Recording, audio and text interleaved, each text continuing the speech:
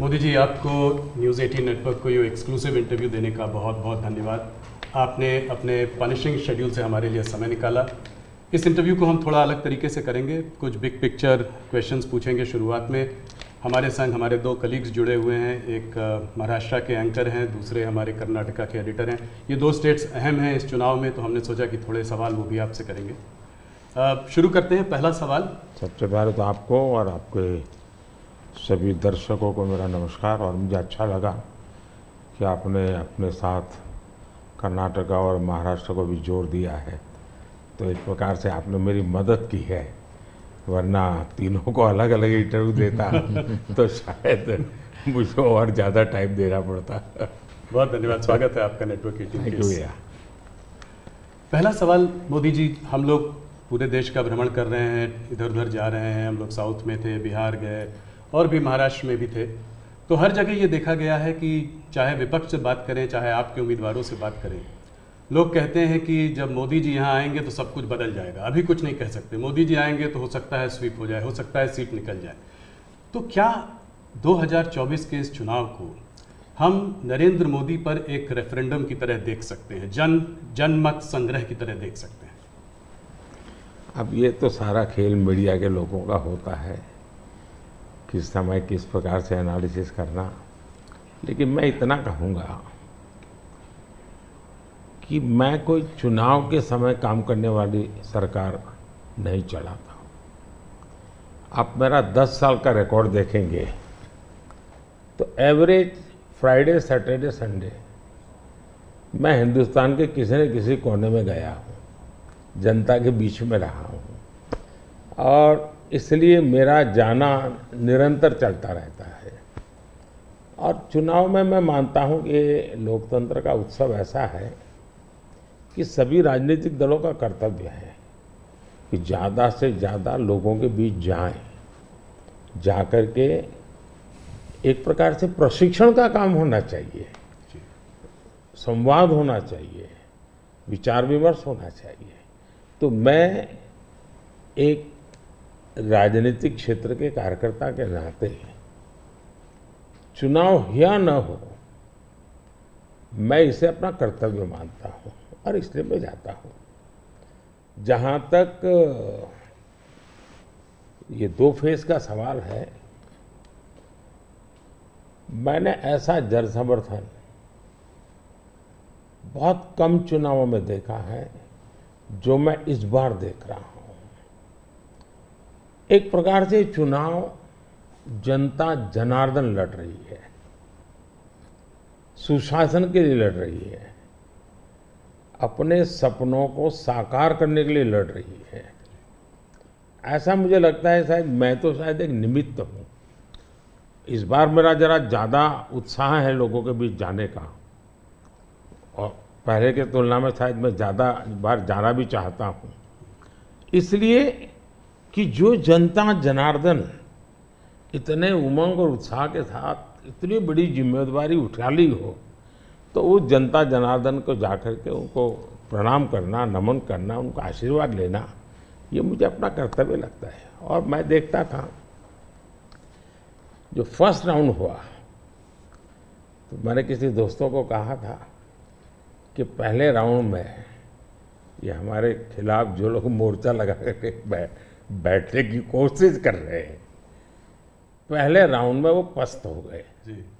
और कल मैंने देखा दूसरे राउंड में ये ध्वस्त हो चुके हैं। यानी पहले लोगों ने पस्त कर दिया, अब ध्वस्त कर दिया। मोदी जी, जब कैंपेन की आपने शुरुआत की थी तो बड़े हाई नोट पे ये कैंपेन की शुरुआत हुई थी। आपने कहा, आपने अपने सरकार के पूरे काम का परिचय दिया, आपने डेवलपमेंट एजेंडा को लेकर आगे बढ़े, इकोनॉमी पर आपने जो है बहुत प्रकाश डाला, और इसके ऊपर बहुत काम हुआ भी है। अभी इधर उधर 1-2 चरण के बाद आते आते आपने जो है राजस्थान में एक रैली में एक कांग्रेस के मैनिफेस्टो पर एक डायरेक्ट अटैक किया। आपने ये तक कहा कि इनका एक स्कीम है जिससे कि ये वेल्थ डिस्ट्रीब्यूट करना चाहते हैं, ये पता लगाना चाहते हैं किसके पास कितनी जमा पूंजी है, किसके पास कितना पैसा है, किसके पास कितना सोना है, सिल्वर है, चांदी है, और उसको वो मुसलमानों में और घुसपैठियों में बांट देना चाहते हैं। क्या ये थ्रेट इतना रियल है? क्या आपको ऐसा दिखता है? मुझे लगता है कि शायद आपकी टीम ने मेरा पूरा कैंपेन को ट्रैक नहीं किया है, या शायद विकास की बहुत सी बातें ऐसी होती हैं जिसको शायद टीआरपी के हिसाब से बैठता नहीं होगा। लेकिन आपने देखा होगा कि मेरा पूरा इलेक्शन कैंपेन दो चीजों पर केंद्रित है। एक, हमने समाज कल्याण को लिए, लोक कल्याण के लिए क्या काम किए, और सबसे बड़ा फर्क है और सरकारों में ये सरकार में, वो ये है कि लास्ट माइल डिलीवरी ये हमारी विशेषता है। नीतियाँ तो कोई सरकारें बनाती है, कोई सरकार बुरा करने के लिए तो आती नहीं है, अच्छा करना चाहती है। लेकिन कुछ लोगों को अच्छा करना आता है, कुछ लोग अच्छा होने का इंतजार करते हैं। मैं ऐसा हूं कि मेहनत करके जो अच्छा हो करूं, मेरा हमेशा ऐसा रहा है। अब देखिए, मैं चुनाव में लगातार बोल रहा हूं कि हमने गरीबों के लिए 4 करोड़ घर बनाए। मैं इतना लोगों को कहता हूं कि आप इस चुनाव प्रचार में जाएं तो मेरी मदद करें कि जिसके घर बनाना भी छूट गया हो, हर गांव में एक तो निकलेंगे, उनकी सूची में ये भेजो, ताकि जैसे ही मेरा तीसरा टर्म शुरू होगा मैं इस काम को आगे बढ़ाना चाहता हूँ। 3 करोड़ घर और मैं बनाना चाहता हूँ। अब आयुष्मान भारत योजना दुनिया की सबसे बड़ी health insurance and health assurance की स्कीम है ये जी। 55 करोड़ लोगों को इलाज का भरोसा कि भाई अब आपको मोदी है, मोदी की सरकार है, 5 लाख रुपए तक का खर्च होगा, संभाल लेंगे। इस बार हमने मैनिफेस्टो में कहा है कि किसी भी वर्ग का, किसी भी समाज का, किसी भी बैकग्राउंड का व्यक्ति क्यों न हो, जिस भी परिवार में 70 से ऊपर की आयु के जो भी व्यक्ति होंगे, पुरुष स्त्री सब, उन सबको हम ये 5 लाख रुपए तक मुफ्त इलाज की सुविधा देंगे। इस बार हमने मैनिफेस्टो में ये भी कहा है कि जो आशा वर्कर हैं, आंगनवाड़ी वर्कर हैं, उनको हम इसका बेनिफिट देंगे। ट्रांसजेंडर जितने भी हैं, किसी भी आयु के क्यों न हो, हम उनको ये बेनिफिट देंगे। तो ये बात हम लोगों को बताते हैं। अब आप देखिए जी, हमारे देश में बैंकों का राष्ट्रीयकरण हुआ, ये जो मिलकर जब्त करने के खेल चल रहे हैं ना जी, पहले कर चुके हैं जी। सारी बैंकें प्राइवेट थी, लूट लिया रातों रात, गरीबों के नाम पे लूटा गया। लेकिन हमारे देश की बैंकें खस्ता हाल हो गई।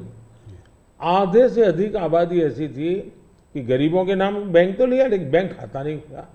ये मोदी ने आकर के 52 करोड़ बैंक के खाते खोले, और उसका सबसे बड़ा मैंने फायदा उठाया। खाते खोल करके आंकड़ा नहीं किया मैंने, जनधन, आधार और मोबाइल, इस ट्रिनिटी को लेकर के direct benefit transfer 36 lakh crore रुपए, आंकड़ा बहुत बड़ा होता है जी।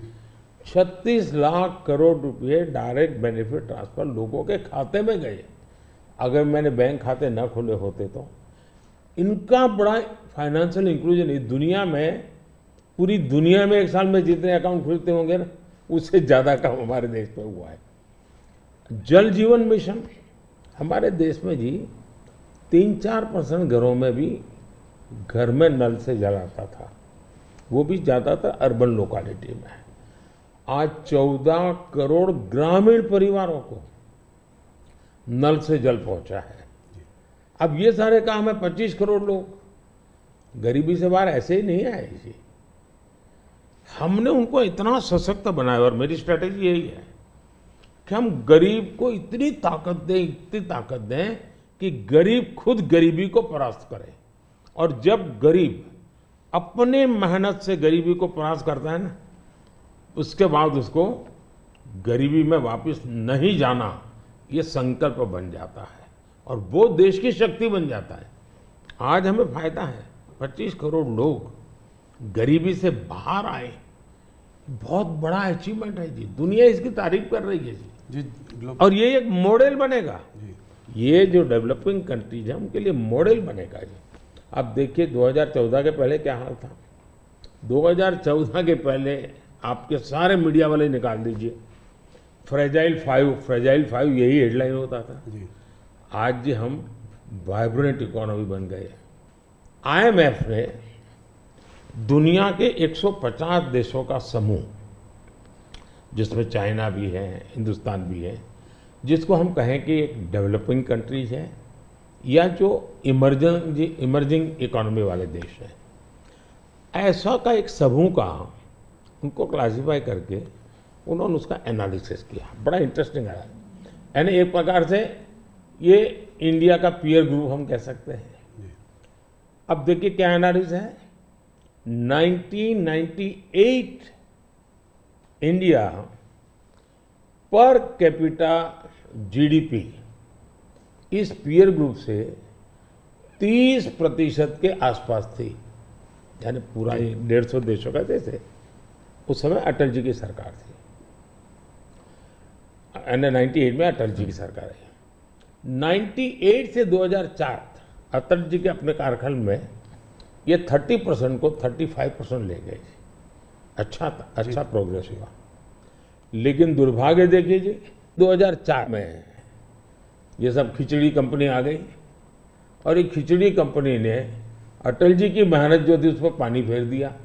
35% को 30 पर ले आ गए वो लोग। यानी इन सारी कंट्रीज ने भारत से ज्यादा अच्छा परफॉर्म किया और हमने बुरा किया। यूपीए की सरकार में भारत डेवलपिंग वर्ल्ड की अपेक्षा और गरीब हो गया। हमसे गरीब थे, वो भी हमसे आगे निकल गए। लेकिन 2014 में हमारे सरकार बनने के बाद 2019 तक में आपको खुशी होगी, हम 30 पर से 37 पे पहुंचा दिया और 24 तक मैं जब पहुंचा हूं ये मामला 42% पहुंच गया है। यानी 30 छोड़ा था, हम 42 ले और ये हाईएस्ट है जी। यानी हमारी इनकम दुनिया के और देशों की अपेक्षा बहुत तेजी से बढ़ी है। अगर आप 10 साल के कालखंड में इन्फ्लेशन को भी ले, जो महंगाई की इतनी चर्चा करते हैं ना, तो ये 10 साल सबसे कम इन्फ्लेशन वाला कालखंड रहा है। ये मैं इतना सारा जो कहता हूं और हकीकत के आधार पर कहता हूं, कठोर परिश्रम करने के बाद अचीव किया है जी।